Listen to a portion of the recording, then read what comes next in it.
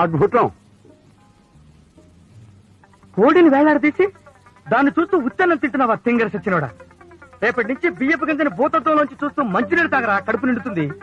పెళ్లిలో తద్దినం మంత్రాలు చదివేవాడి మొహంలా మొహం చూడు. పోతావు రే, నాశనం అయిపోతావు. ఆహా, సరిగ్గా భోజనాల టైంకి వచ్చాను బావా. ఇంక నువ్వు తప్పించుకోలేవు. నీ తమ్ముడు కూడా వడ్డించవే.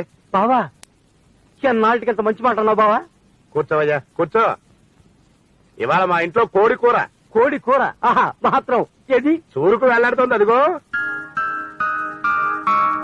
దాని ఒక్క రెప్పార్పకుండా చూస్తూ ఒట్టెన్నం మింగేయడమే కూర తిన్నంత తృప్తిగా ఉంటుంది. నా రాజ్యం ఇలా పాడైపోయింది. సామంత రాజులు నాకు కప్పాలు కట్టకుండా కాకా హోటల్లో కప్పులు కడుగుతున్నారు. నా రాజ్యానికి ఏమైంది చెప్పండి, చెప్పండి. తమ్ముడు ఏమిటి పిచ్చి పిచ్చిగా మాట్లాడుతున్నావు?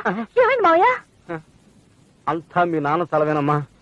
మహానుభావుడు ఇంకోసారి ఇలా విచిత్రమైన చేష్టలు చేస్తూ కనపడ్డాడంటే నాకు నిజంగానే పిచ్చెక్కుతుంది. Download ShareChat.